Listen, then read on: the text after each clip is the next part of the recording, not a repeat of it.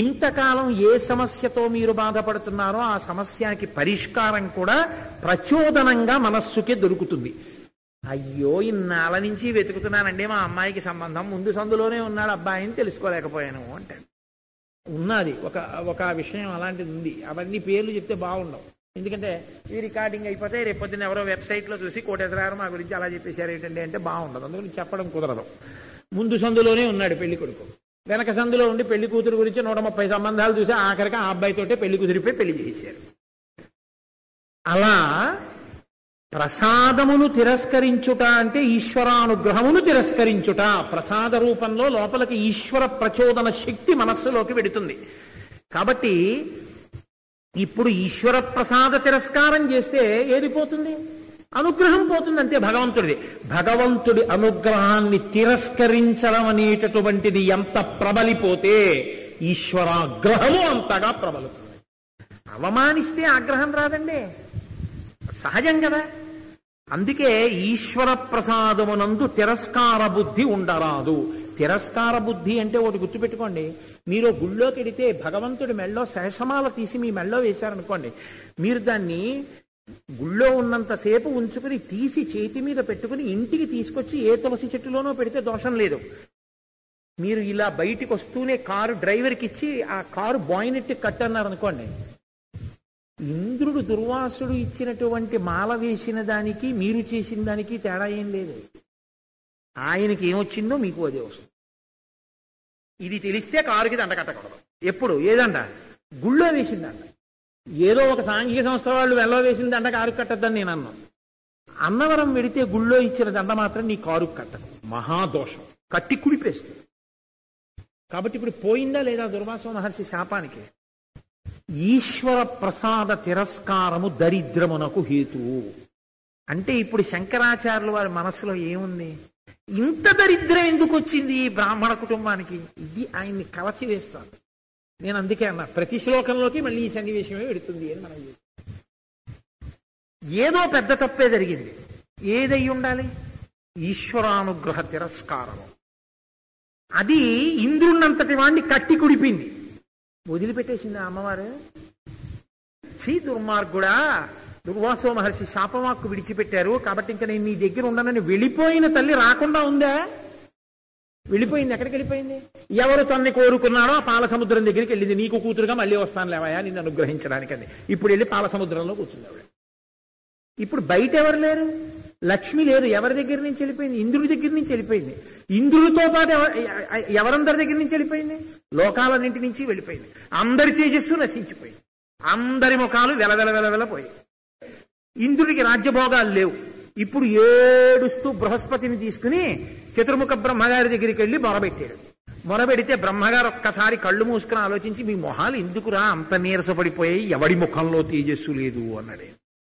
అని ఆయన అన్నాడు, అవునులే దుర్వాసో మహర్షి నీకు ప్రసాదంగా మాలనిస్తే ఐరావతం తొండం మీద వేశావు, లక్ష్మి వెళ్ళిపోయింది కాబట్టి నీకు దరిద్రం వచ్చింది. దరిద్రం అంటే ఏం రావాలి? నీకు రాజ్యం పోతుంది, రాక్షసులు రాజ్యం పుచ్చుకుంటారు. కాబట్టి ఇప్పుడు రాక్షసులు పరిపాలిస్తారు, అనుభవించు కొంతకాలం అన్నాడు. దరిద్రము కొంతకాలం అనుభవంలోకి వచ్చేసింది. అస్సలు అనుభవించకుండా పోలేదు, కొంతకాలం అనుభవించారు. 12 ఏళ్లు జైలు శిక్ష పడిన వాడు 3 ఏళ్లు క్రమశిక్షణతో ఉన్న తర్వాత క్షమాభిక్ష పెట్టి వదిలేశారు. అలా ఇప్పుడు ఏడుస్తున్నాడు. విష్ణుమూర్తి దగ్గరికి వెళ్ళి ప్రార్థన చేశారు. ఆయన అన్నాడు, అయ్యా పాలసముద్రం చిలుకుదాం అమృతం వస్తుందన్నాడు. అసలు సంగతి ముందు లక్ష్మి వస్తుంది. ఇప్పుడు పాలసముద్రం చిలికారు. ఎవరొచ్చారు? పాలసముద్రంలోంచి లక్ష్మి వచ్చింది.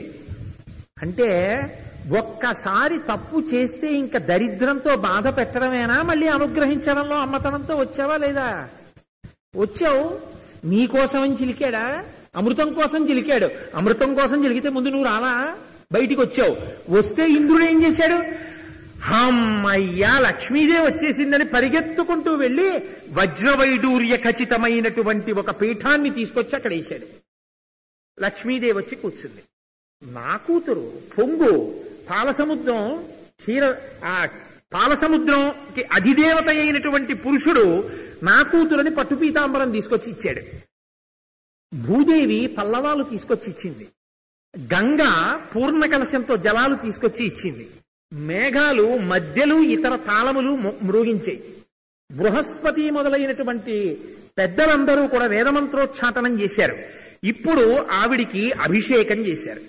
అభిషేకం చేసిన తర్వాత తల్లి పట్టుపుట్టం కట్టుకుని నడుస్తుంటే మెరిసిపోతోంది ఆవిడ. ఇప్పుడు మెరిసిపోతుంటే అబ్బాయి ఎంత అందగత్తో అని చూస్తున్నారు. ఆవిడ అందరి మధ్యలోంచి వెళ్ళి విష్ణువక్షస్థలం వంక ఒక్కసారి తేరిపారి చూసి, అందరికీ అన్నీ ఇవ్వవలసిన వాడు స్వార్థం లేకుండా ఇచ్చేవాడయ్యి ఉండాలి, ఎవరికి ఎప్పుడు ఇవ్వాలో తెలుసున్నవాడయ్యి ఉండాలి, ఎప్పుడు తీసేయాలో అది తెలిసుండి తీసేసేవాడయ్యి ఉండాలి, ఎవరికి ఇవ్వకూడదో వాళ్ళకి ఇవ్వకుండా ఉండగలిగిన వాడయ్యి ఉండాలి, మదోన్మత్తులకు ఇవ్వకూడదు, వినయం ఉన్న వాళ్ళకి ఇవ్వాలి, అది తెలుసున్న స్థితికారుడు కనుక ఈయన గుండెల్లో కూర్చుంటానని లక్ష్మీదేవి ఆ వక్షస్థలం వంక తేరిపారి చూసి ఆయన గుండెల్లో దూరింది. ఇప్పుడు లోకానికి ఏమైంది అంటే, పోతన గారు అన్నారు భాగవతంలో, ఆ పాలవెల్లి కూతురు, ఆ పాల సముద్రానికి కూతురైనటువంటి లక్ష్మీదేవి ఇలా బయటికి వచ్చి 4 అడుగులు వేసిందో లేదో,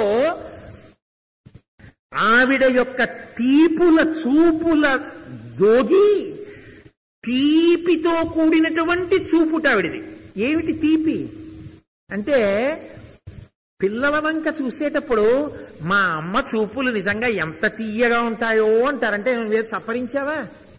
తీయగా ఉండడం అంటే, మాధుర్యం అంటే ఎంత ప్రేమతో చూసిందో ఆ రోజున. అమ్మ చూడండి, ఎదురింట్లో పేరంటానికి వెళ్ళింది, ఇప్పుడే వచ్చేస్తాననుకుంది, కైలాసగౌరి నోము, పసుపు కుంకం ఇస్తాను ఉండండమ్మా అన్నారు. ఆ ఉండండమ్మా అన్న ఆవిడికి ఎవరు కైలాసగౌరి నోము చేస్తోందో ఆవిడకు దురలవాటు ఉంది. ఆవిడ ఏంటంటే ఎప్పుడు మాట్లాడుతుంటుంది కాబట్టి ఎవరితో మాట్లాడుతుందో తెలీదు.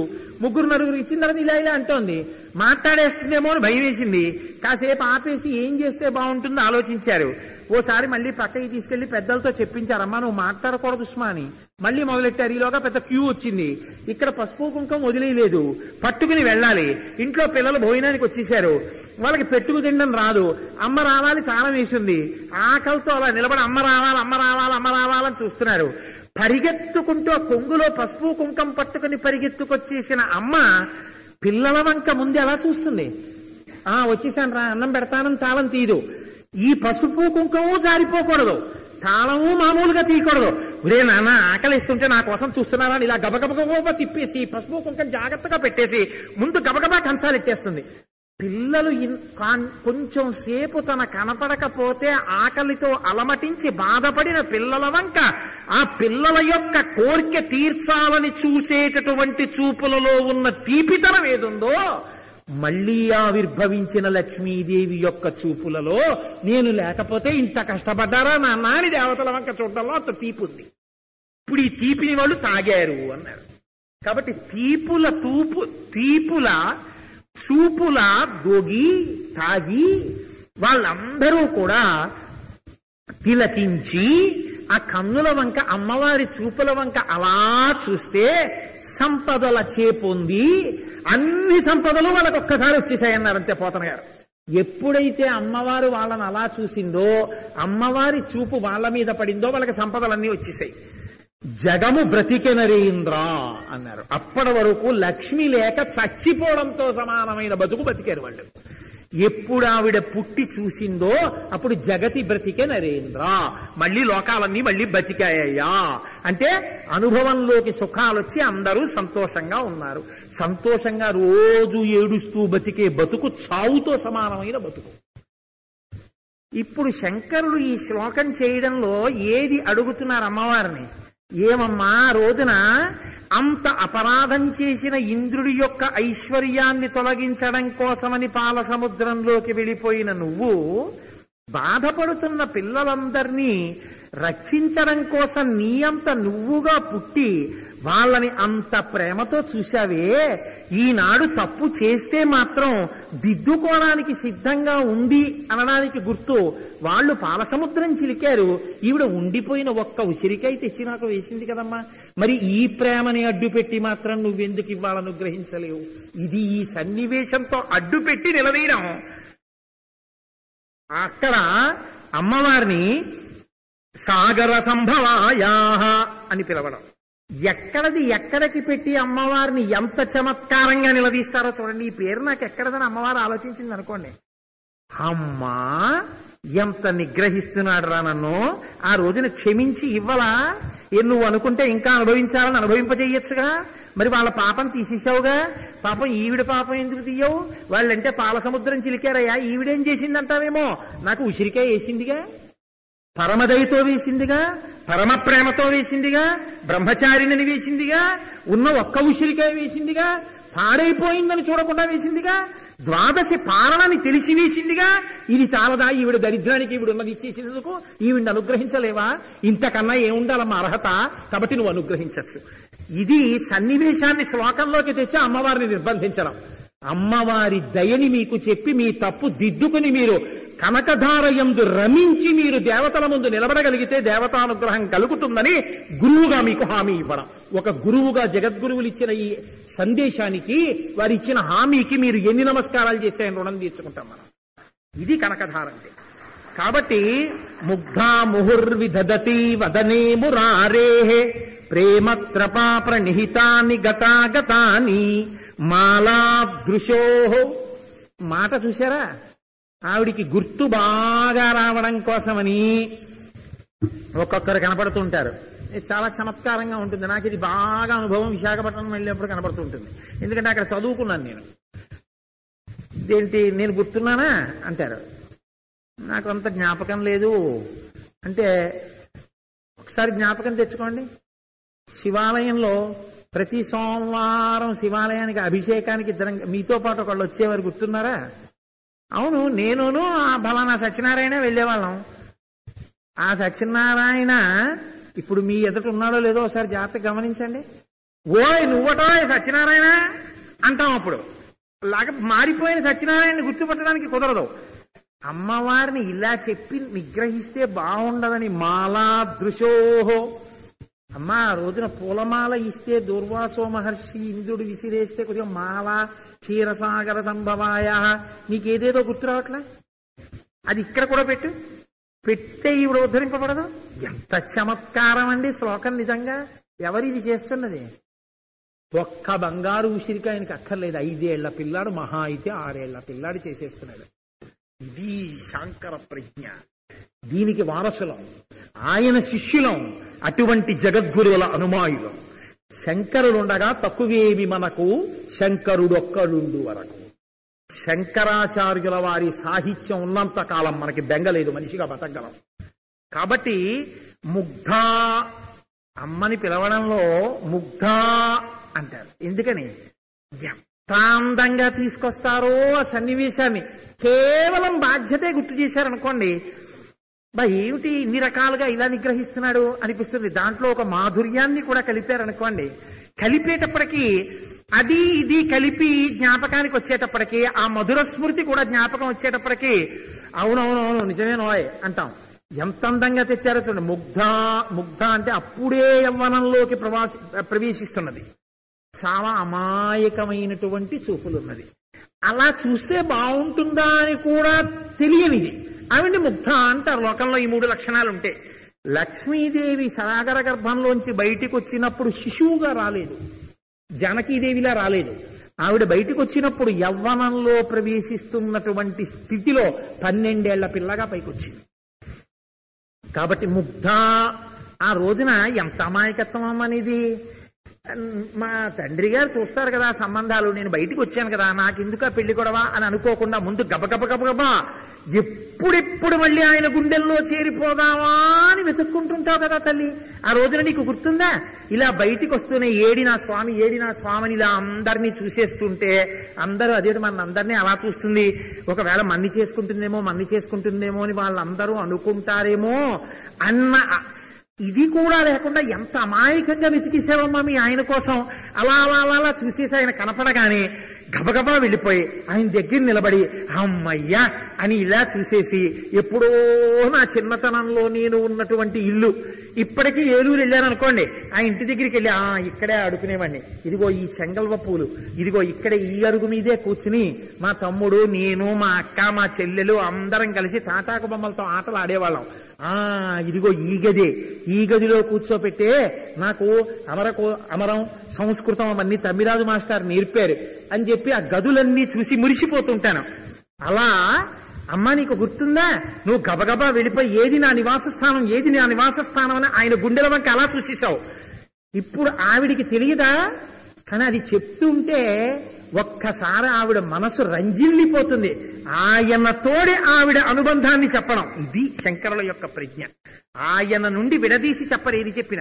ఇప్పుడు ముగ్ధ ముహుర్విధదతి వదనే మురారేహే. ముహు అంటే మళ్ళీ మళ్ళీ మళ్ళీ మళ్ళీ అలా ఎప్పుడు ఆయన వంక చూస్తుంటావు. ఎలా ఉంటుంది ఆయన మొహం? మురారేహే.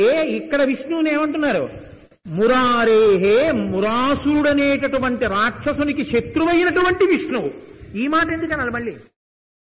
ఒక్కొక్క చోట ఇందాక అయితే హరేహే పులకభూషణమాశ్రయంతి, ఇప్పుడైతే మురారేహే. మురారేహే అంటే చుట్టుకునేటటువంటి లక్షణం ఉంటే మురారేహే అంటారు. చుట్టుకోవడం, కట్టుకోవడం, ఇది దాని లక్షణం. వాడు పాశములతో కట్టాడు ప్రాగ్జ్యోతిషపురాన్ని, మురాసురుడు అనేటటువంటి రాక్షసుడు. దానికి 5 దుర్గములను పెట్టి జలంతో నిర్మాణం చేశాడు. కాబట్టి గరుత్మంతుడి మీద వెళ్లి దాన్ని ఛేదనం చేశారు శ్రీకృష్ణ పరమాత్మ. కాబట్టి వాడు నీటి మీద పడుకుని ఉండేవాడు, తాళ్లతో కడతాడు. మనకి అదే అలవాటు. తమోగుణంతో ఉండడం, పడుకోవడం, సంతోషంగా ఉందనుకోవడం, అనేక కర్మపాశములతో మనం కట్టుకుంటూ ఉండడం. రామకృష్ణ పరమహంస అంటారు, నిన్ను కట్టుకున్న తాళ్లు నీకు కనబడితే నువ్వు బెంగెట్టుకుంటా ఉన్నారు. ఈ ఇల్లు నాది అన్నప్పుడు తాడేసి కట్టుకున్నాను, ఈ కళ్ళజోడు నాది ఇంకో తాడు, ఈ లాల్చీ నాది ఇంకో తాడు, ఈ ఉత్తరీయం నాది ఇంకో తాడు, ఈ ఉపన్యాసం నాది ఇంకో తాడు. ఎన్ని తాళ్ళు, దిక్కుమాలిన తాళ్ళు. తాళ్లతో కట్టుకున్నవాడు చుట్టూ తిప్పుకున్న వాళ్ళందరూ మురాసురులే. నాది నాది నేను నేను అని దాచుకోవడం వల్ల, ఒకరికి పెట్టకపోవడం వల్ల ఈ జన్మలో పెట్టేతనం లేక ఏడుస్తోంది ఆవిడ. మురారేహే. అలాంటి దానికి శత్రుత్వం ఉన్నవాడివి నువ్వు. అంటే మురాసురుణ్ణి చంపావు, పెట్టలేని తనాన్ని చంపి పెట్టగలిగిన తనాన్ని ఇచ్చిన నాడు నువ్వు మురాసురుడికి శత్రువు అవుతావు. కాబట్టి ఇప్పుడు నీ పేరు సార్థకం అవ్వాలంటే ఈవిడికి తెలిసింది కాబట్టి పెట్టడం నేర్చుకుంటుంది. మళ్ళీ సన్నివేశం బట్టి ఆ పేరు. కాబట్టి ముగ్ధ ముహర్విదతి వదనే మురారేహే ప్రేమత్రపా ప్రణిహితాని గతాగతాని. గత అగతాని. ఆ చూపుల్ట అమ్మవారివి. శ్రీమన్నారాయణుడి వంక చూసేటప్పుడు ముగ్ధ కదా, అలా చూడకూడదు, బాగుండదని తెలియదు పాపం. పిచ్చి ప్రేమతోటి ఆయన వంక ఇలా అస్తమానం ఇలా ఇలా ఇలా ఇలా క్రీగంట చూస్తుంటుందిట. అది చూస్తూ ఉంటే శంకరాచార్యులు వారు అన్నారు, ఎలా ఉంటుందంటేట మాలలా ఉంటుంది. అంటే ఎందుకు అలా మాలలా ఉంటుంది అంటే ఆవిడికి సంతోషం. మహోత్పలేయా అన్నారు. ఎంత గొప్ప గొప్ప మాటలండి. అదో పెద్ద కలవ పువ్వులో ఉంటుందట ఆయన ముఖం. ఇప్పుడు కలువ పువ్వు మీద ఏం తిరుగుతుంటుంది? ఎప్పుడు తుమ్మిద తిరుగుతూ ఉంటుంది. కాబట్టి ఇప్పుడు ఈవిడ యొక్క చూపులు ఏం చేస్తుంటాయి? గుండ్రంగా దాని మీద తిరుగుతూ ఉంటాయి. తిరుగుతూ ఉంటే అది ఇలా తిరుగుతున్నదంతా ఒక మాలలా ఉంటుంది ఆవిడ చూపు. ఎప్పుడు ఇలా ఆయన చుబుకని చూస్తుంది. చుబుకని చూసి అయ్యో ఇంతమంది చూస్తున్నారు, అలా చూడడమా బాగుండదు, ఆయన వంక నేను అలా చూస్తే అని ఉండదు. ఎందుకని ముగ్ధ, ఆవిడకి అలా తెలియదు పాపం చూడకూడదని. చిన్నపిల్ల అమాయకత్వం చూస్తుందయా, అలా మీరు అంటారేమో అని ఆయన ముందే ముగ్ధ అని మొదలెట్టారు. ఇంకా మీరేమంటారు శంకరాచార్యులు వారిని? ఆవిడ అదేమిటయ్యా శంకర అలా స్తోత్రం చేసావు, 10 మంది ఏమనుకుంటారయ్యా, నాకు తమకం ఉందనుకోరా. అమ్మా అలా అనుకోకూడదని ముగ్ధ అన్నానమ్మా. ఏమి ప్రజ్ఞ అండి అసలు ఈ మాటలకు. అమ్మవారు పొంగిపోదు, అబ్బబ్బబ్బ ఏమి స్తోత్రం చేసేస్తున్నావు శంకర అందో. కాబట్టి ముగ్ధ ముహుర్విదతి వదనే మురారేహే ప్రేమత్రపా ప్రణిహితాని గతాగతాని మధుకరీవ మహోత్పలేయ. పెద్ద కలువ పువ్వులా ఉంటుందిట. ఏమండి మరి కలువ పువ్వులా ఉంటే పగలైతే ముడుచుకుపోదా? కలువ పువ్వు పగటిపూట ముడుచుకుపోతుందిగా. కానీ శంకరాచార్యుల వారి యొక్క ప్రజ్ఞ ఎక్కడుందో మీరు ఆలోచించండి. ఆవిడెవరు? మధుకరీవ మహోత్పలేయ. ఆవిడ సాగర సంభవాయా. ఆవిడ సాగరములోంచి పుట్టిన తల్లి కాదు. కాదు, ఆవిడికి ఇంకొక లక్షణం ఉంది. ముగ్ధా ముహుర్విదతి వదనే మురారేహే ప్రేమత్రపా ప్రణిహితాని గతాగతాని మాలాదృశోర్మధుకరీవ మహోత్పలేయ. ఆవిడ సాగర సంభవాయా కనుక ఆవిడ ఇందీవర చంద్రుడికి సహోదరి. ఇంద్రుడికి ఇందీవరము అంటే తామర, ఇందీవరము అంటే కలువ పువ్వు. కానీ చందమామ అని మనం అంటామే, చంద్రుడు, చంద్ర సహోదరి తల్లి. చంద్ర సహోదరి అయిన తల్లి చంద్రుడు ఎంత చల్లగా ఉంటాడో ఆవిడ అంత చల్లగా ఉంటుంది. చంద్రుడి ముఖం ఎంత చల్లగా ఎంత అందంగా ఉంటుందో ఆవిడ ముఖం కూడా అంత చల్లగా అంత అందంగా ఉంటుంది. అన్నమాచార్యులు వారు ఇదే కదా కీర్తన చేస్తారు. ఆయన కీర్తన చేస్తూ అమ్మా అని పెళ్లి కూతురుగా కూర్చున్నటువంటి తల్లిని ఒక కీర్తన చేస్తూ ఆయన అంటారు, పాలసముద్రంలోంచి పుట్టుకొచ్చావు కాబట్టి నీకు పాలసముద్రం యొక్క గాంభీర్యాలన్నీ వచ్చాయి. నువ్వు మన్మధుడికి తల్లివి కనుక నీకు మన్మధుడికి ఉన్న అందమంతా వచ్చింది. నువ్వు చంద్రుడికి సహోదరివి కనుక నీకు చంద్రుడికి ఉన్న చల్లతనం అంతా వచ్చింది. అమ్మా నీకు లేని లక్షణాలేమిటి? అందుకే కోరి కోరి నిన్ను పెళ్లి చేసుకున్నాడు అంటారు అన్నమాచార్యులు వారు. ఏదండి ఆ కీర్తన? చూడరమ్మ సతులారా, చూడరమ్మ సతులారా అంటూ ఏంటి ఈ తల్లిని కోరి కోరి పెళ్లి చేసుకుంటున్నాడు. ఏమిటండి? సూడి కుడుతనాంచారి చూడరమ్మ సతులారా. నాకు వచ్చిన ప్రారంభం ఏంటంటే సాహిత్యం గుర్తుంటుంది, ఆ కీర్తన గుర్తుండదు. సంగీత ప్రవేశం ఏది, ఓ కీర్తన పాడింది ఎప్పుడు, ఆ అదృష్టం లేదు. కాబట్టి అటువంటి లక్షణాలన్నీ ఆవిడకు ఉన్నాయి. కాబట్టి చంద్రుడికి చెల్లెలు, చంద్రుడికి చెల్లెలైన తల్లి చంద్రుళ్లాగే ఉంటుంది. ఆవిడ చంద్రవదన. ఆవిడ ఎదురుగుండా ఉన్నంతసేపు ఆ కలుబ మూసుకోవడం అన్న సమస్య లేదు. ఆ చంద్రుడు ఎప్పుడూ ఆవిడ గుండెల్లోనే ఉన్నాడు. లక్ష్మి ఎప్పుడూ అక్కడే ఉంది. ఇంక ఈ కలువ మూసుకోవడం అన్న సమస్య ఎక్కడ ఉంటుంది? ఎప్పుడూ కలువ పువ్వు విచ్చుకునే ఉంటుంది. అందుకని మహోత్పలేయా, ఎప్పుడూ విచ్చుకున్న కలువ ఆయన ముఖం. ఎప్పుడూ విచ్చుకున్న కలువలా ఉండేటటువంటి ఆ ముఖం మీద అమ్మవారి చూపులనేటటువంటి తుమ్మెద అలా తిరుగుతూనే ఉంటుంది.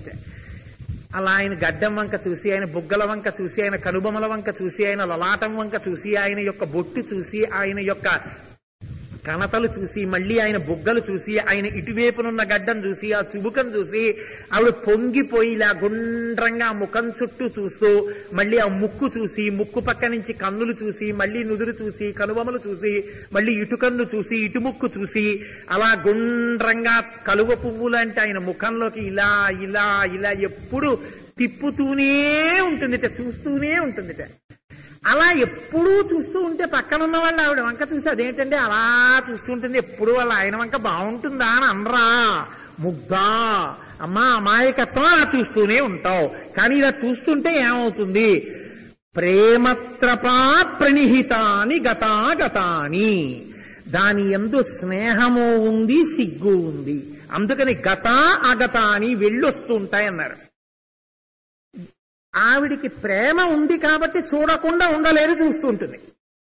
ఆవిడికి సిగ్గు కలుగుతుంది, అందుకని వెనక్కి వచ్చేస్తాయి చూపులు. సిగ్గు ఎందుకు కలుగుతుంది? మనం చూస్తున్నామని కాదుట. ఎందుకు కలుగుతుంది అంటేట, ఆయన ఇలా చూస్తాట ఒకసారి. చూస్తే ఈవిడ చూస్తున్నది ఆయన కళ్ళల్లో పడి ఆయన ఈవిడ వంక చూడ్డాన్ని ఆవిడ చూస్తుందిట. అమ్మో నన్ను ఆయన చూస్తున్నారని సిగ్గుపడిపోయి ఇలా చూడనట్టుగా తల తిప్పుకుంది. తల తిప్పుకుందని ఊరుకుంటుందా? ఈ పాటికి బహుశా ఇంకోటి ఏదో చూస్తుంటారని మళ్ళీ ఇలా చూస్తుంది. గతా అగతాని, ఎప్పుడూ ఆయన ముఖమనే కలువ పువ్వు చుట్టూ తిరుగుతూనే ఉండేటటువంటి మాల వంటి చూపులున్న తల్లి, అంతటి ప్రియురాలివి శ్రీమన్నారాయణుడంటే, అంత ప్రేమ కలిగిన దానివి. ఇంత ప్రేమ భార్యగా ఎంతుందో తల్లిగా ఇది ద్విగుణీకృతం. కనుకనే ఐశ్వర్యం పోయిన ఇంద్రుడి కోసం మళ్లీ వచ్చి ఐశ్వర్యం ఇచ్చి వాడి పాపములను క్షమించావు. కాబట్టి తల్లి ముగ్ధా ముహుర్విదదతి వదనే మురారేహే ప్రేమత్రపా ప్రణిహితాని గతాగతాని మాలాదృశోర్మధుకరీవ మహోత్పలేయ సామే శ్రియం దిశతు సాగర సంభవాయా. మధుకరీవా, ఆవిడ ఏం చేస్తూ ఉంటుంది? కేవలం అలా చూడ్డం కాదుట, చూపులతో మధువుని గ్రోలుతుంది. ఏమిటి ఆ మధువు అంటే, శ్రీమన్నారాయణుని ముఖమండలంలో ఉండేటటువంటి దీప్తిని, ఆ తేనెని, ఆ సారాన్ని ఆవిడ గ్రహిస్తూ ఉంటుంది. ఏమిటి నారాయణుని యొక్క సారాంశము అంటే స్థితికారుడై యోగ్యతాయోగ్యతలను విచారించి యోగ్యుడైన వాడికిచ్చుట, అయోగ్యుని నుండి తీసివేయుట. ఇదే వామనమూర్తి ఘట్టంలో ప్రహ్లాదుడు స్తోత్రం చేస్తూ అంటాడు, ఇతనికి మున్ను నీ వింద్రపదం బిచ్చి నేడు తీయుటయును నెరయ మేలు అంటాడు. ఎవరిచ్చారు బలిచక్రవర్తికి ఇంద్రపదవి? నువ్వే ఇచ్చావు. ఇప్పుడు తీసేసింది ఎవరు? నువ్వే తీసేశావు. నువ్వు తీసేయడము మంచిదే, ఇవ్వడము మంచిదే. ఇవ్వడం వల్ల దానికి వచ్చే అహంకారం ఏమిటో తెలుసుకున్నాడు, తీసేయడం వల్ల నీ పాదాల యందు భక్తితో ఉంటాడు. నీ పాద స్మరణంబు నిత్యంబు చేయువానికి సాటి యగునే ఇంద్ర పదవి అంటారు. రోజు నీ యొక్క పాదములను భజించేటటువంటి వాడికి ఇంద్ర పదవి ఎందుకయ్యా, అది ఎందుకు పనికి మాలింది అన్నాడు ప్రహ్లాదుడు. కాబట్టి ఇచ్చినా వాడే, తీసినా వాడే. ఇచ్చినా వాడే, తీసినా వాడే. యోగ్యతని బట్టి ఇవ్వను గలడు, అయోగ్యతను బట్టి తీయను గలడు. ఇది స్థితికారుడుగా విష్ణువు యొక్క లక్షణమన్న సారమును మధువుగా గ్రోలడం. మధుకరీవ మహోత్పలేయ. ఆ ముఖమన్న కలవ పువ్వులోంచి నువ్వు జుర్రుకుని తెలుసుకున్న దానివి కాబట్టి ఇప్పుడు నీ అనుగ్రహమే నారాయణ అనుగ్రహం. ఏ తల్లి ఇంత దుఃఖాన్ని అనుభవించిందో దానికి ఆవిడ అయోగ్యత కారణమైంది. ఏదో తప్పు చేసింది, ఆ తప్పు నేను చెప్పను కాబట్టి ఇప్పుడు అనుభవించింది. కానీ ఇప్పుడు యోగ్యతని కూడా పొందింది, నువ్వు ఇవ్వవచ్చు. ఏమిటి యోగ్యత అంటావేమో, నా చేతిలో ఉసిరికేసి. కాబట్టి ఇప్పుడు నువ్వు ఇవ్వచ్చమ్మా. ఇంద్రుడికి ఇవ్వాలా సాగర సంభవాయా, ఇప్పుడు ఈవిడికి ఇవ్వచ్చుగా. మరి అంత ప్రేమతో ఉన్న ఒక్క ఉసిరికాయ నాకేసిందిగా, ఇది అడ్డు పెట్టి ఇవ్వచ్చుగా. ఇప్పుడు ప్రతి శ్లోకంలోకి సన్నివేశాన్ని తీసుకొస్తూ ఈ స్థితి నువ్వు తెచ్చుకోకుండా భక్తితో నడవడం నేర్చుకో. ఈ ప్రారబ్ధం నీకు రాదు. నిన్ను ఎప్పుడూ దిద్దుకోవడానికి కనకధార ఉపయోగపడుతుందని చెప్పడం, ప్రతి శ్లోకంలో లోకాన్ని దిద్దడం. ఏకకాలంలో రెండు ప్రయోజనాల్ని సాధించుకుంటూ ఇంత శక్తి కలిగిన చూపున్న తల్లివి నువ్వు చూస్తే ఈవిడ దుష్కర్మ ఎందుకు ఎగిరిపోదు? అందుకని ఒక్కసారమ్మ ఇటు ఎందుకు చూడవు? కాబట్టి ముగ్ధా ముహుర్విదధతి వదనే మురారేహే ప్రేమత్రపా ప్రణిహితాని గతాగతాని మాలాదృశోర్ మధుకరీవ మహోత్పలేయ సామే శ్రియం దిశతు సాగర సంభవాయా. అమ్మా, ఈవిడికి శ్రేయస్సుని, సుఖాన్ని కృప చెయ్యి అని శంకరాచార్యుల వారు కనకధారా స్తోత్రం చేస్తూ బహుభంగిమల దానిలో ఉన్నటువంటి సౌందర్యావిష్కరణ చేసినటువంటి శ్లోకాలు. సరే, ఇంతకన్నా చెప్పడానికి సమయం అనుకూలించదు. ఇప్పటికే నేను కొంత వేళ మించిపోయానేమో. పావుతకు 9 వరకు వెళ్ళిపోయి ఉంటుందా కనకధార అంటే ఇప్పుడు అనుమానంలోకే వచ్చింది. కాబట్టి అవుతుందా అంటే అయిపోతుంది. ఎలా అయిపోతుంది అంటే చెప్పగలిగిన శ్లోకాలు చెప్పి ముఖ్యమైన శ్లోకాల మీద అవసరమైతే విహంగ వీక్షణం చేసి సారాంశాన్ని చెప్పవలసి ఉంటుంది. కానీ తల్లి అనుగ్రహించి ఎన్ని చెప్పిస్తుందో చూద్దాం. మనమా చెప్పేవాళ్ళం? శంకర భగవత్పాదుల కృప, అమ్మవారి అనుగ్రహం, అవి ఎన్ని నడిపిస్తాయో చూద్దాం. రేపటి రోజున విశ్వామరీంద్ర పద విభ్రమదాన దక్షం అంటారు శంకరాచార్యుల వారు. ఏవి అద్భుతమైన శ్లోకం! ఆదిశంకరాచార్య కృతమైన కనకధారా స్తోత్రాన్ని మనం ప్రారంభించి ఇవాళ 3వ రోజు. శంకరులు ఆ స్తోత్రాన్ని ప్రారంభం చేస్తూ వందే వందారు మందారం ఇందిరానంద కందలం అమందానంద సందోహ బంధురం సింధురాననం అంగం హరీహ పులకభూషణమాశ్రయంతి భృంగాంగనీవ ముకుళాభరణం తమాలం అంగీకృతాకిల విభూతిరపాంగలీలా మాంగళ్యదాస్తు మమ మంగళ దేవతాయా అంటాడు. అలాగే ముగ్ధా ముహుర్విదధతి వదనే మురారేహే ప్రేమత్రపా ప్రణిహితాని గతాగతాని మాలాదృశోర్మధుకరీవ మహోత్పలీయ సామే శ్రియం దిశతు సాగర సంభవాయా.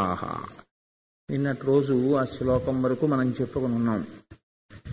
తరువాతి శ్లోకంలో అంటారు, విశ్వామరీంద్ర పద విభ్రమదానదక్షం ఆనందహేతురధికం మురవిద్విషోపి ఈశన్ నిషీదతు మయీక్షణమీక్షణార్థ ఇందీవరోదర సహోదరమిందిరాయా.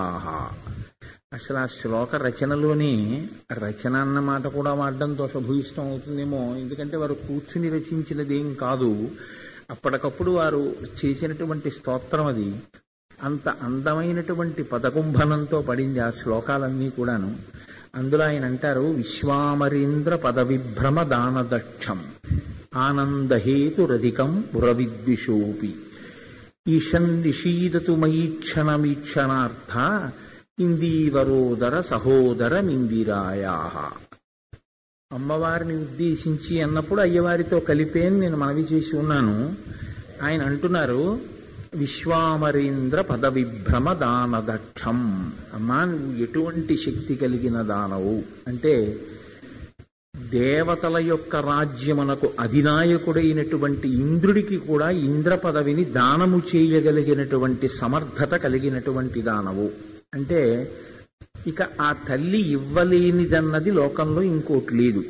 ఆ తల్లి అని మీరన్నా అంతే, ఆ తండ్రి అని మీరన్నా అంతే. సమస్తము వారిదై ఉంటుంది, వారిది కానిది వేరొకటి లేదు. అసలు సనాతన ధర్మంలో ఈ పద్ధతిలో జీవించడం ప్రారంభించిన నాడు మనశ్శాంతికి అది హేతు అవుతుంది. మనశ్శాంతికి కారణం అంతా ఎక్కడుంటుంది అంటే, నాకు ఈశ్వరుడు ఏది సమకూర్చాడో, దేనితో జీవించమని ఈశ్వరుడు నన్ను శాసనం చేశాడో దాన్ని నాకు భగవానుడు సమకూర్చి ఉన్నాడు అన్న భావన కలిగిన నాడు అసలు మనశ్శాంతి లేకపోవడం అనేటటువంటి స్థితి ఏర్పడదు. మనశ్శాంతి లేకపోవడానికి కారణం అంటూ ఏది ఉంటుంది అంటే, నాకు ఇంకొకటి ఏదే లేదు అన్న భావన ఉంటేనే అశాంతి. ఈశ్వరుడు నాకేం కావాలో అవన్నీ ఆయన చూస్తున్నాడు, నాకు అవన్నీ ఆయన సమకూర్చి ఉన్నాడు అన్న భావన కలిగితే, అటువంటి నివేదన బుద్ధితో ప్రసాద బుద్ధితో జీవించగలిగితే అంతకన్నా మనశ్శాంతి హేతు ఇంకొకటి ఉండదు. శాస్త్రములు ప్రమాణంగా తీసుకుని జీవించడం అనేటటువంటిది మనిషికి వచ్చి తీరాలి. అది అభ్యాసము చేత వస్తుంది, గురువు మీద ఉండేటటువంటి విశ్వాసం చేత వస్తుంది, శాస్త్రం మీద ఉండే నమ్మకం చేత వస్తుంది.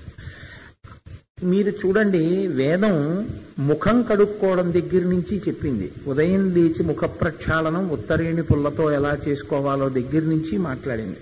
పోనీ ఉత్తరేణి పుల్ల కాకపోతే దీనితోటో ముఖ ప్రక్షాళనం చేశారు. ముఖ ప్రక్షాళనం చేయకపోతే నోటిలోంచి దుర్వాసన వస్తుంది కాబట్టి ముఖం కడుక్కుంటాము అన్నది మనకి అందుతోంది కాబట్టి అంగీకరిస్తాం. నీకు అందనంత మాత్రం చేత నీకు తిరస్కరించే అధికారం కూడా ఉండదు. అన్నీ నీ కంటికి కనపడేవన్నీ సత్యములు కావు. నీ కంటికి కనపడనంత మాత్రం చేత, నీ బుద్ధికి గోచరించనంత మాత్రం చేత చాలా అసత్యాలు కావు. మీకు నేను ఒక ఉదాహరణ చెప్పాలి అంటే, సూర్యాస్తమయం అయింది అంటాం. నిజంగా అసలు సూర్యుడు అస్తమించాడా? లేదు. సూర్యుడి చాటుకి భూమి వెళ్ళిందంతే. సూర్యుడు అస్తమించలేదు, సూర్యుడు ఉదయించలేదు. భూమి తిరగడం మీకు కనపడుతోందా? భూమి తిరుగుతోంది. అన్నీ మీరు చూస్తేనే సత్యం అవ్వాలని లేదు.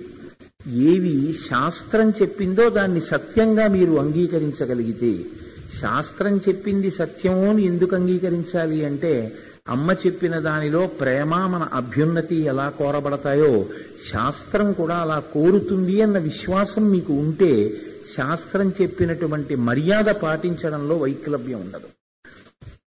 ముందు ఈ విశ్వాసం అనేటటువంటిది బాగా పూనికతో ఏర్పడవలసి ఉంటుంది. ఇది ఏర్పడితే ఒక విషయం మీకు నమ్మకంలోకి వస్తుంది. ఏది మనదన్నది ఉండదు, అన్నీ పరమేశ్వరుడివే.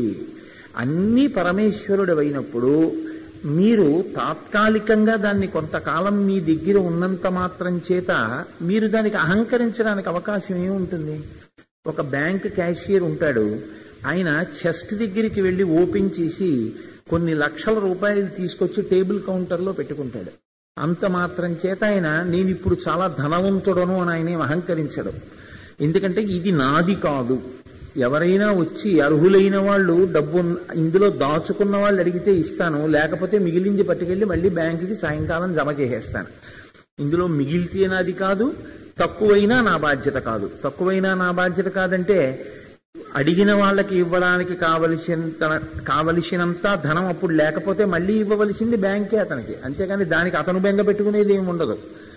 అలా ఈశ్వరుడు నిర్ణయం చేసి ఉన్నాడు, ఇవన్నీ ఈశ్వరుడివి, ఈశ్వరుడు నాకు ఇచ్చి నన్ను అనుభవించమన్నాడు కాబట్టి నేను ఆయనకు కృతజ్ఞుడను అన్న మాట మీరు అనగలిగితే అంతే జీవితానికి కావలసింది.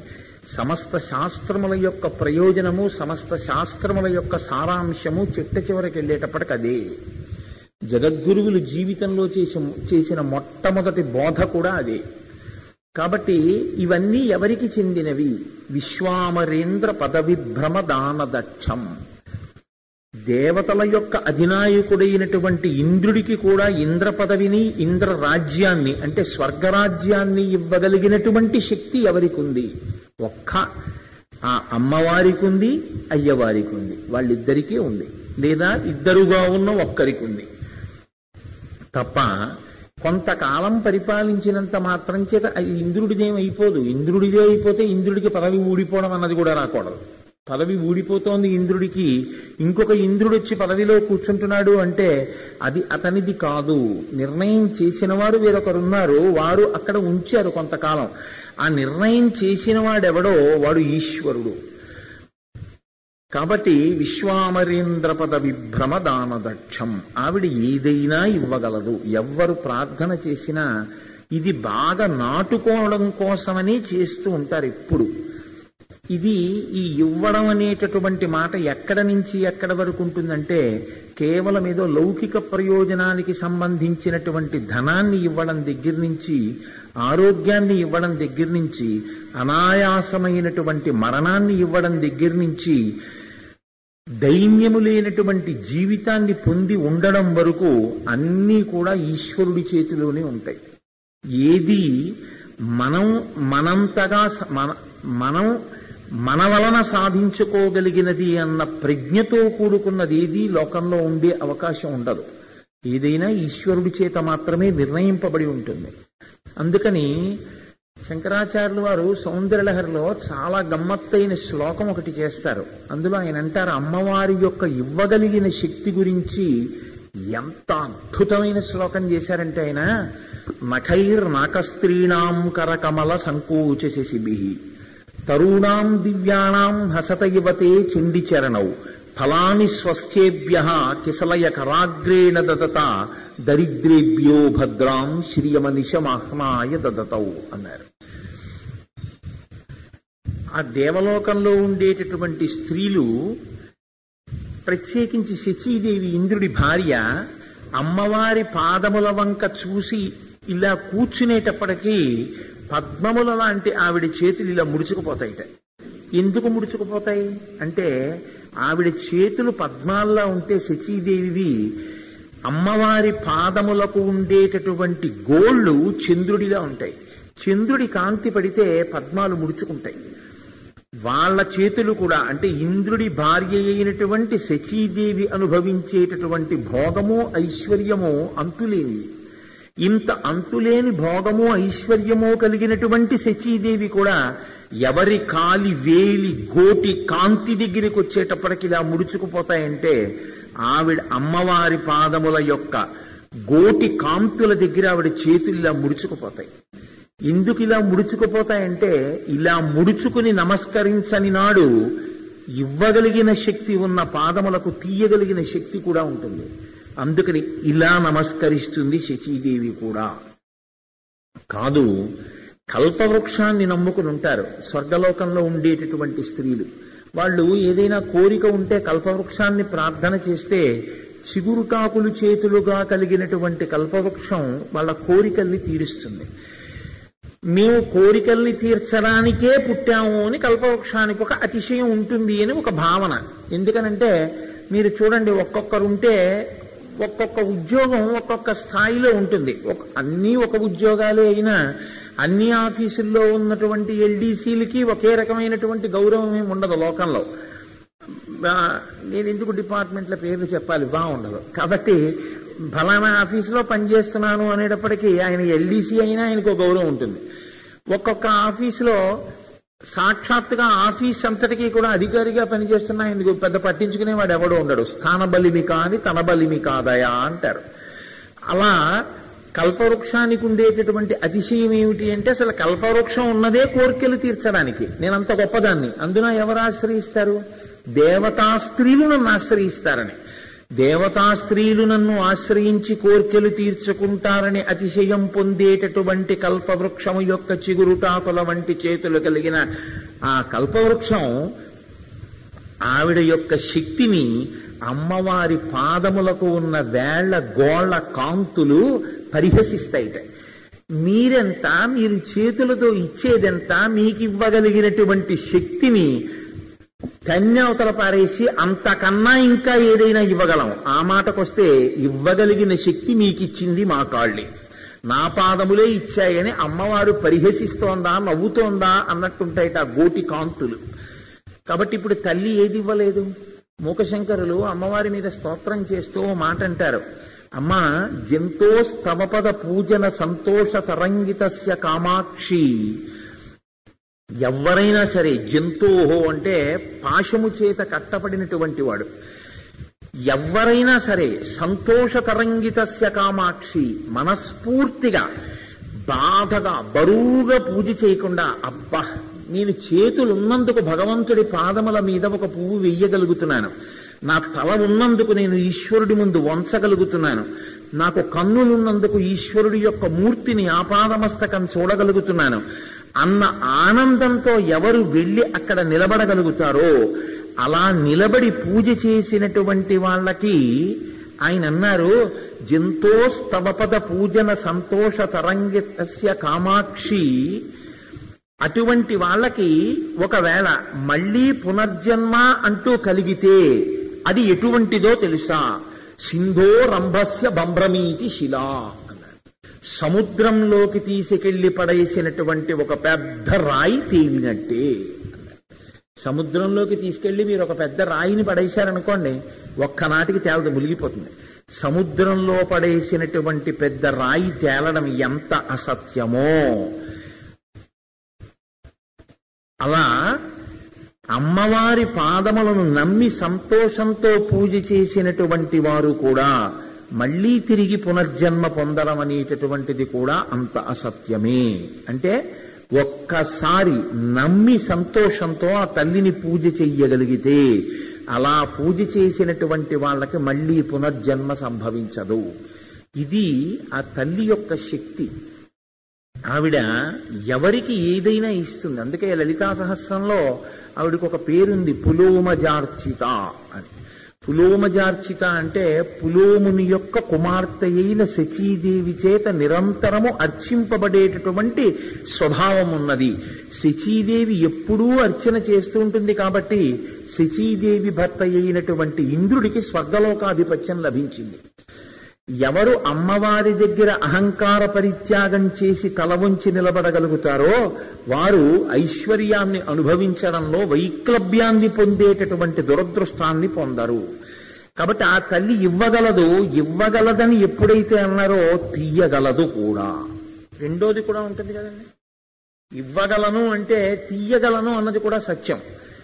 ఇవ్వగలిగినటువంటి తల్లికి తీయవలసిన అవసరం ఏంటి? తనకేం అవసరం లేదే, అది తీసేసుకుంటే తప్ప నాకెలాగండి మరి గడవడం, నాకెలాగండి నడవడం అన్న బాధ ఆవిడికి ఏం లేదు.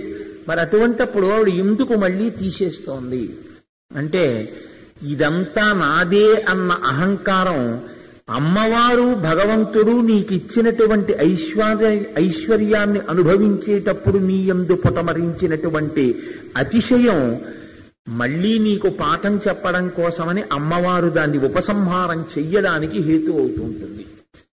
కాబట్టి విశ్వామరేంద్ర పదవి భ్రమదాన దక్షం, ఇంద్ర పదవి దగ్గర నుంచి ఆవిడ ఏదైనా ఇవ్వగలదు. కేనోపనిషత్తులో ఆవిడ ఇంద్రుడికి జ్ఞానాన్ని బోధ చేసింది. ఆవిడ చాలా అకస్మాత్తుగా మేము యుద్ధం చేసి వచ్చాం, మేము గెలిచామని అతిశయం పొందుతున్నటువంటి దేవతలకి ఒక గడ్డి పరక కదల్పగలిగిన శక్తి వాళ్ళకి లేదని నిరూపించి, అంతే కృపతో మళ్ళీ ఇంద్రుడు వచ్చి వినయంతో చేతులు కట్టుకు నిలబడితే జ్ఞానాన్ని కృప చేసింది. అందుకే అమ్మవారి మహాభక్తులలో ఇంద్రుడు ఒకడు. మనుశ్చంద్ర కుబేరశ్చ లోపా ముద్రాచమన్మద అగస్తీరగ్ని సూర్యశ్చ ఇంద్రస్కంధస్ సదైవచ అగ్నిభట్ క్రోధభట్టారకో దివ్యా ద్వాదశామి ఉపాసకాహ. ఈ 12 మంది అమ్మవారి యొక్క ఉపాసకులలో ఉంటారు. అటువంటి ఇంద్రుడు అమ్మవారి చేత అనుగ్రహింపబడినటువంటి వాళ్ళల్లో ఒకడు. కాబట్టి ఇంద్ర శబ్దాన్ని ప్రత్యేకంగా ప్రయోగం చేస్తూ ఆ శ్లోకంలో మొదటి పాదం చేయడం వెనకాతల ఉండేటటువంటి రహస్యం అదే. జ్ఞానం ఇచ్చినా అమ్మవారే ఇచ్చింది కేనోపనిషత్తులో ఇంద్రుడికి. ఐశ్వర్యం ఇచ్చినా, స్వర్గలోకాధిపత్యం ఇచ్చినా ఆ తల్లి ఇచ్చింది. మీకు నిన్నటి రోజునే నేను మనవి చేశాను, దుర్వాసో మహర్షి ఇచ్చినటువంటి భగవన్ నిర్మాల్యం పట్ల అమర్యాదతో ప్రవర్తించినటువంటి ఇంద్రుడికి రాజ్య భ్రష్టత్వాన్ని ఇచ్చి మళ్ళీ పరితపించి పశ్చాత్తాపం పొందినటువంటి ఇంద్రుడికి మళ్ళీ ఐశ్వర్యాన్ని కృప చేసింది కూడా అమ్మవారే. కాబట్టి విశ్వామరేంద్ర పద విభ్రమ దానదక్షం ఆనందహేతురధికం మురవిద్విషోపి. ఆవిడ ఎలా ఐశ్వర్యాన్ని ఇవ్వగలదో అలాగే శ్రీ మహావిష్ణువు యొక్క ఆనందమునకు కూడా కారణమై ఉంటుంది. ఆయనే ఆనంద నిలయంలో ఉంటాడు, ఆయనే రాశీభూతమైనటువంటి ఆనందమై ఉంటాడు, ఆనందపు ముద్దయ్యి ఉంటాడు. ఆయన ఆనందమునకంతటికీ కారణం ఆవిడే అయి ఉన్నది. అంటే వారిద్దరి మధ్య ఏ విధమైన భేదము లేదు.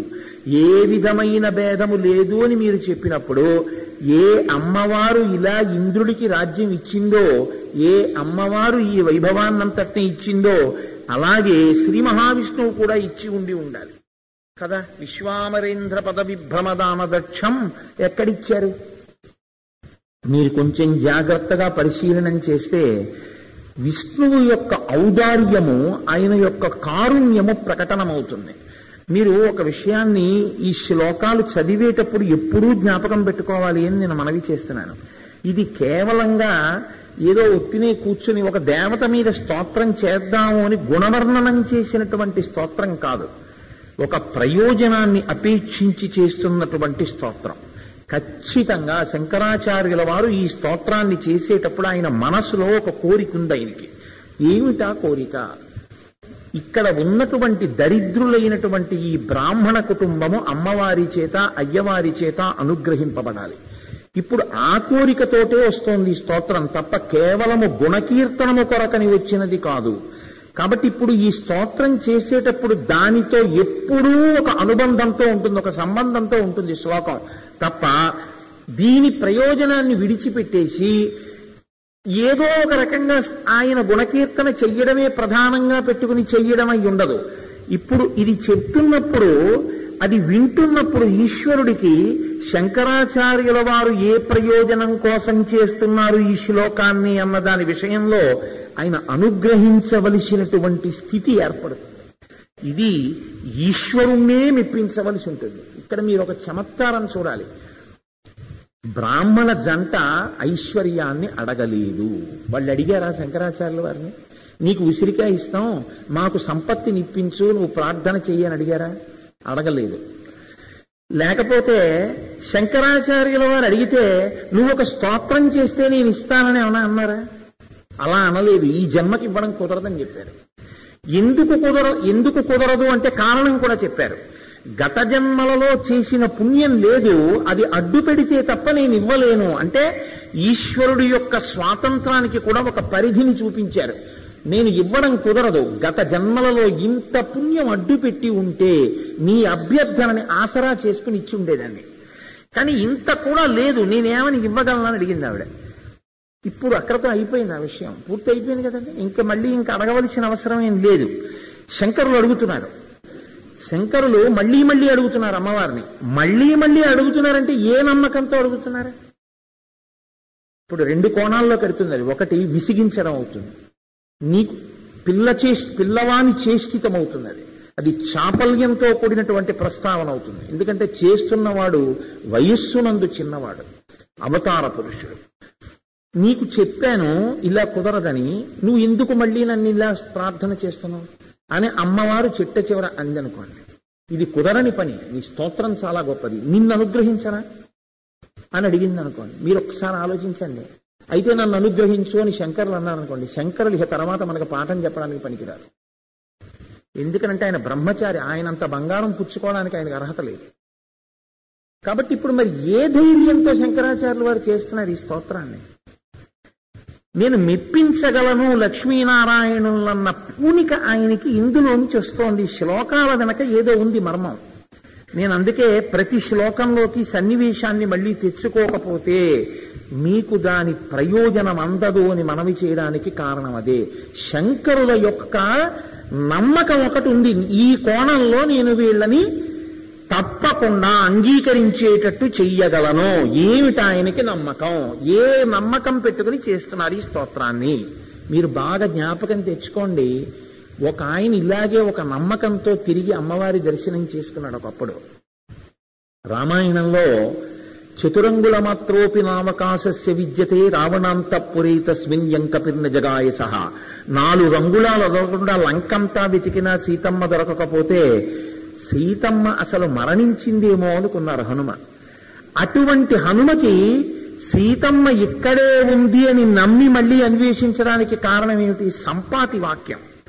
సంపాతి చెప్పినప్పుడు కాలిపోయిన రెక్కలు సంపాతికి వచ్చాయి కాబట్టి సీతమ్మ ఉంది. ఆ నమ్మకంతో మళ్ళీ అన్వేషించారు. మళ్ళీ అన్వేషించి తన ఉపాసనలో దోషాన్ని దిద్దుకున్నారు ఆ నమస్కారంలో.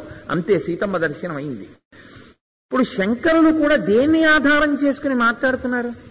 శంకరులకు కూడా ఏదో ఆధారం ఉండాలిగా. మరి అమ్మవారితో మాట్లాడడం అంటే, నేను స్తోత్రం చేస్తాను నువ్వు ఒప్పుకోవాలంటే అది చంపడతనం అవుతుంది. అది నువ్వు స్తోత్రం చేస్తే నిన్ను అనుగ్రహిస్తా, బ్రాహ్మణ కుటుంబాన్ని ఎందుకు అనుగ్రహిస్తాను? అలా కుదరదని చెప్పాను కదా. కుదరదు అని నేను చెప్పిన తర్వాత నువ్వు స్తోత్రం చేస్తే మళ్ళీ నేను అనుగ్రహిస్తే నేను మాట తప్పడం అవుతుంది. మరి నేను ఎందుకు నువ్వు స్తోత్రం చేస్తున్నావు అంటే, నువ్వు ఇలా అనుగ్రహించిన దానవే అని అమ్మవారు సంతోషించేటట్టుగా చెప్పగలగాలి. ఇప్పుడు ఆవిడ మనసు రంజిల్లాలి. ఆవిడ మనసు రంజిల్లి హేతువు కనపడాలి అక్కడ. నిజమే, అవకాశం ఉంది, ఇవ్వచ్చు, నేను ఈ కారణాన్ని అంగీకరించచ్చు అని ఆవిడ అంగీకరిస్తే, ఇప్పుడు మీరు ఒకటి గుర్తుపెట్టుకోండి, కేవలం బ్రాహ్మణ కుటుంబం ఇచ్చినటువంటి ఉసిరికాయ వల్ల వర్షం కురిసిందా, గురువు గారు చేసినటువంటి ప్రార్థన వల్ల ఉసిరికాయ కురిసిందా? శంకరాచార్యుల వారి ప్రార్థనని మన్నించి అమ్మవారు అనుగ్రహిస్తోంది. ఇప్పుడు లోకంలో శంకరాచార్యుల వారు ఒక పెద్ద పతాకాన్ని ఎగరేస్తున్నారు. ఏమిటా పతాకం? నీ ప్రారబ్ధాన్ని కూడా మార్పించి ఈశ్వరుడి చేత అనుగ్రహింపజేయగలిగిన శక్తి అంటే లోకంలో ఉంటే ఒక్క గురువు యందే ఉన్నది. గురువు సాధించగలనది. గురువుకు ఆ శక్తి ఉంది. గురువు ప్రార్థన చేస్తే నీ కొరకు చెయ్యగలడు. శంకరాచార్యుల వారు సన్యసించకముందు చేసిన కనకధారలో ఇచ్చిన ఈ విశ్వాసమే శంకరుల చేత స్థాపింపబడిన పీఠములను అధిరోహించినటువంటి పీఠాధిపతులకు ఊపిరి అయి ఈ జాతికి వాళ్ళు శ్రేయస్సుని సమకూర్చగలిగారు తర్వాతి కాలంలో. ఈ నమ్మకమే చంద్రశేఖరేంద్ర సరస్వతి స్వామి వారితో అత్యద్భుతమైనటువంటి విషయాల్ని సాధింపచేయగలిగింది. ఏదైనా ఆయన వెళ్ళి కామాక్షితో ఒక్క మాట చెప్పారా అంతే, అది అయిపోవలసిందే. ఎక్కడి నుంచి వచ్చింది ఆ తర్వాత పీఠాధిపతులకు ఆ ధైర్యం? కనకధారా స్తోత్రంలో శంకరాచార్యుల వారు ఏ విశ్వాసంతో బ్రాహ్మణ కుటుంబాన్ని అనుగ్రహింపచేశారో, ఒక గురువు అనుగ్రహింపచేయగలడు అని ఆయన నిరూపించారు. నిరూపించగలిగారు కాబట్టి తర్వాత వచ్చినటువంటి పీఠాధిపతులు కూడా ఈ లోకంలో సనాతన ధర్మాన్ని నమ్ముకున్నటువంటి వాళ్ళు, ఈశ్వరుడి యొక్క అనుగ్రహాన్ని కష్టంగా కూడా అనుభవించగలిగినటువంటి పూనిక ఉన్న వాళ్ళకి వాళ్ళు ఈశ్వరానుగ్రహాన్ని వేరొక కోణంలో కూడా సుఖరూపంలో అందచేయగలిగారు. సనాతన ధర్మమునందు గురువు యొక్క ప్రాధాన్యతను, ప్రార్థన యొక్క వైభవాన్ని నిరూపించినటువంటి స్తోత్రం కనకధారా స్తోత్రం. లేకపోతే మీరు ఒకటి గుర్తుపెట్టుకోండి, కారణజన్ములైనటువంటి శంకరాచార్యుల వారికి కేవలం ఒక్క కుటుంబాన్ని అనుగ్రహించడం పరమ ప్రయోజనం కాదు. నువ్వు ఈశ్వరుడి యొక్క శాసనం చేత ఎంత కష్టంలో ఉన్నా, నమ్మి గురువును ఆశ్రయించినా, నమ్మి నువ్వు ఈశ్వరుణ్ణి ప్రార్థించినా ఈశ్వరుడు నిన్ను అనుగ్రహించడానికి సిద్ధంగా ఉన్నాడు. దీన్ని తడి అంటారు శాస్త్రంలో. తడి అంటే వస్తువు పొడిగా ఉంది, తడి తగిలింది. తడి తగిలితే అది చమాయింపు వచ్చింది, ఆర్ద్రత అంటారు. ఇప్పుడు శంకరుల ప్రజ్ఞంతా ఎక్కడుందంటే, శంకరుల యొక్క కనకధారా స్తోత్రమంతా తడే. ఏమిటో తెలుసా అండి తడంటే? ఆయన పట్టుకున్నది దేన్ని పట్టుకున్నారంటే అమ్మవారి కళ్ళల్లో ఉన్న తడిని పట్టుకున్నారు. నీ కంటి తడి లోకముల పట్ల నీకున్న దయ. ఆ దయతో నువ్వు చూడగలిగిన నాడు ఈమె తప్పుల్ని నువ్వు క్షమించగలవు. నీకు ఆ శక్తి ఉంది. ఆ చూపు ఒక్కసారి చూడు చాలు. ఎలా చూడగలను? పుణ్యం లేదని చెప్పానుగా, వేసిందిగా ఉసిరిక. ఇది ఆయన వాదన. నెగ్గగలరా? నెగ్గారు అనడానికే ఇప్పటికీ అదే ఇంటి పేరుతో ఉంది ఆ కుటుంబం. ఇప్పటికీ తిరువెంబూరు అక్కడ ఉండేటటువంటి ఆ శ్రీ పెరంబవూరులో స్వర్ణమనాయ్ అనబడేటటువంటి పేరుతో ఆ కుటుంబం ఇప్పటికీ ఉంది. దాని వారసులు ఉన్నారు. మీకు నేను మొదటి రోజే మనవి చేశా, సచ్చిదానంద శివాభినవ నరసింహ భారతీ స్వామి వారి పాదాల మీద బంగారు కాసులతో వాళ్ళు అభిషేకం చేశారు అని. ఇది కనకధారా స్తోత్రం వెనక ఉన్నటువంటి నేపథ్యం. ఇది ఎప్పుడు ప్రతి శ్లోకంలోనూ ప్రతిబింబిస్తూ ఉంటుంది. దీన్ని కానీ మీరు ఏ కోణంలోనైనా ఎప్పుడైనా వదిలిపెట్టేశారనుకోండి, అన్వయంలో వదిలిపెట్టి మీరు శ్లోకాన్ని మాట్లాడారనుకోండి, రెండు ప్రయోజనాలు భంగం అయిపోతాయి. ఒకటి ఏమైపోతుందంటే, శంకరులు ఏది దృష్టిలో పెట్టుకుని చేస్తున్నారన్న హృదయాన్ని మీరు వదిలిపెట్టేయడం. రెండోది ఏమైపోతుందంటే, చిలవలు పలవలైపోతుంది స్తోత్ర వ్యాఖ్యానం, కానీ అసలు ప్రయోజనం మాత్రం ఎందుకు చేస్తున్నారన్న కోణంలోకి వ్యాఖ్యానం నడవదు. రెండో ఇబ్బంది ఎక్కడికి వచ్చేస్తుందంటే, తర్వాతి వాళ్ళకి ఉండేటటువంటి స్థైర్యం మాట ఏమిటి? శంకరాచార్యులు వారు ఇది గతకాలమునందు చరిత్రలో ఒక సంఘటనగా మిగిలిపోవడం కోసమని చేసిన స్తోత్రం కాదు. ఇది కృష్ణదేవరాయల వారు ఉత్తర భారతదేశం మీద దండయాత్ర చేసినప్పుడు ఒరిస్సాలో ఆ కటక రాజ్యాన్ని జయించి వెనక్కి వచ్చేటప్పుడు సింహాచలాన్ని దర్శించి ఇక్కడికి వచ్చినటువంటి కృష్ణదేవరాయల వారు ఏదో ఇన్ని బహుమానాల్ని సింహాచలేశ్వరునికి సమర్పించి వెళ్ళిరి, అంతే. అక్కడతో అదొక సంఘటన. ఇప్పటికీ మీరు చూస్తే బహుశా పథకాలు అవి మీకు కనపడచ్చు, అంతే. అంతకన్నా ఇంకా తరువాతి కాలంలో ఉండేటటువంటి వాళ్ళు దండయాత్రలకు వెళ్ళాలి, సింహాచలం వెళ్ళాలి అని ఏమైనా పనికొస్తుందా అంటే అలా ఏమి ఉండదు. అలా దండయాత్రలు చేసే రోజులు ఇంకవు ప్రజాస్వామ్యం. మరి ఇప్పుడు అది ఒక చారిత్రక సంఘటన, అంతే. అక్కడ వరకే పనికొస్తుంది. రాయల వారి గొప్పతనాన్ని చెప్పడానికి పనికొస్తుంది. శంకరాచార్యులు వారు చేసిన కనకధారా స్తోత్రం కూడా అలా ఒక్క కుటుంబాన్ని అనుగ్రహించడానికి పనికొచ్చినది మాత్రమే అని మీరు అనేస్తే ఇప్పుడు మీకు పనికొచ్చేది అందులో ఏమీ లేదు కదండి. అప్పుడు నేను చెప్పడం ఎందుకు, మీరు వినడం ఎందుకు, నేను చెప్తుంటే పుస్తకాలు చూడడం ఎందుకు, దాన్ని చదవడం నేర్చుకోవడం ఎందుకు, దాన్ని చదువుకోవడం ఎందుకు? అందులో ఉన్న గొప్పతనం ఎక్కడుందంటే, ఏ ప్రారబ్ధము నీకు తెలియకుండా లెక్క కట్టబడి నీకు కష్ట రూపంలో ఇవ్వబడుతోందో దాన్ని ఇస్తున్నవాడెవడో వాడు తృప్తి పొందితే నీ నడువడి చేత వాడు మళ్ళీ నీ ప్రారబ్ధాన్ని క్షమించి నీకు సుఖాన్ని కూడా ఇవ్వగలడు. ఎప్పుడు ఇది బాగా జ్ఞాపకం పెట్టుకోండి. ఇది ఎర్రసిరాతో మీరు అండర్లైన్ చేసి కనకధారలో గుర్తుపెట్టుకోండి. ఈ బ్రాహ్మణ కుటుంబం ధర్మాన్ని విడిచిపెట్టేసి, ఈ బ్రాహ్మణ కుటుంబం ఇంత దరిద్రంలో కూడా ఈశ్వర విముఖులై, ఇంత దరిద్రంలో కూడా వాళ్ళు ఇప్పుడు కూడా ఈశ్వరుణ్ణి నమ్మకుండా తిరుగుతూ ఉండి ఉంటే శంకరులు అసలు ఆ ఇంటి ముందుకి భిక్షకి నిలబడరు. ఇంటి ముందు నిలబడ్డారంటే కారణం ఏంటి? ఇంత దరిద్రం అనుభవిస్తున్నా, ఉంచవృత్తిలో ఉన్నా, ఇది మన గత జన్మలలో పాపం అని చెప్పి వాళ్ళు సరిపెట్టుకుని భగవంతుని యందు పరమభక్తితోనే ఉన్నారు. ఇలా అనడానికి మీకేమిటి ఆధారం? వాళ్ళు ఏకాదశి నాడు ఉపవాసం చేయడమే, ద్వాదశి నాడు పారణ చేయడానికి సిద్ధంగా ఉండడమే, లేదని దొంగతనాలు చేయకుండా ఉంచవృత్తిని ఆశ్రయించడమే, ఉన్న ఒక్క ఉసిరికాయని ఇంటి ముందుకొచ్చిన బ్రహ్మచారికి వెయ్యాలన్న తాపత్రయం, అంత ఆతృత ఉండడమే. అయ్యో ఈ ఉసిరికాయ తప్ప ఏమీ ఇవ్వలేకపోతున్నానని ఇంట్లోకి వెళ్ళి బయటికి వచ్చి 2-3 మాటలు ఏడవడమే. ఒక బ్రహ్మచారి కోసం ఇంట్లోకి లోపలికి వెళ్ళి తిరిగి ఒక ఉసిరికాయని వెయ్యలేక, ఇంతకన్నా వెయ్యలేకపోతున్నానన్న ఏడుపుతో దరిద్రం అనుభవిస్తూ కూడా నిన్ను నిందించకుండా, నేను ఇంత దరిద్రానికి నువ్వు కారణం, నేను ఇవాళ బ్రహ్మచారికి వెయ్యలేకపోతున్నాను అనకుండా, ఇది నా పాపమే అని అంగీకరించి ఉసిరికాయ తెచ్చి నా జోలెలో, నా చేతిలో వేసినటువంటి ఆ తల్లి కంటి తడి వెనక ఉన్న ధార్మిక నిష్ట నీకు కనపట్టలేదమ్మా? అంత దయ ఉన్న తల్లివి నువ్వు. ఇది శంకరాచార్యుల వారి ప్రశ్న కనకధారలో.